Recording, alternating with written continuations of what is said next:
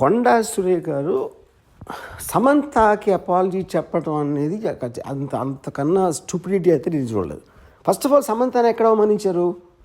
కొండా సురేఖ అవమానించలా, పొగిడారు. యాక్చువల్గా ఎందుకు పొగిడారంటే అక్కడ ఏమంటున్నారు ఆవిడ, నాగార్జున నాగ చైతన్య ఇద్దరు కలిసి ఒక మామగా, ఒక భర్తగా, ఒక కోడలిని, ఒక భార్యని తనకున్న ఒక ఆస్తి కాపాడుకోవడానికి వెళ్ళమని ఫోర్స్ చేస్తే తను కాదని చెప్పి విడాకులు ఇచ్చి వెళ్ళిపోయింది అని. అక్కడ సమంతకు అవమానం ఏంటి? సమంతని పొగిడినది. యాక్చువల్గా అవమానించింది ఎవరిని?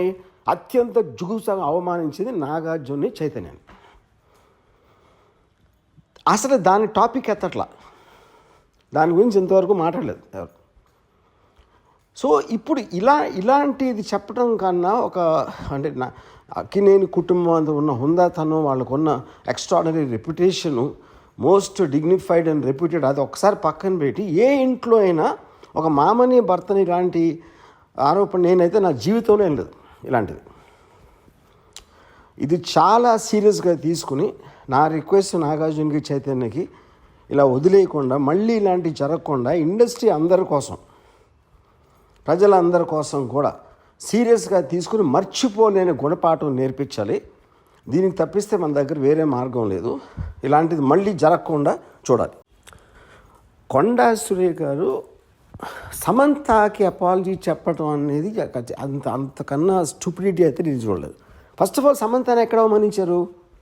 కొండా సురేఖ అవమానించలా, పొగిడారు. యాక్చువల్గా ఎందుకు పొగిడారంటే అక్కడ ఏమంటున్నారు ఆవిడ, నాగార్జున నాగ చైతన్య ఇద్దరు కలిసి ఒక మామగా, ఒక భర్తగా, ఒక కోడలిని, ఒక భార్యని తనకున్న ఒక ఆస్తి కాపాడుకోవడానికి వెళ్ళమని ఫోర్స్ చేస్తే తను కాదని చెప్పి విడాకులు ఇచ్చి వెళ్ళిపోయింది అని. అక్కడ సమంతకు అవమానం ఏంటి? సమంతని పొగిడినది. యాక్చువల్గా అవమానించింది ఎవరిని?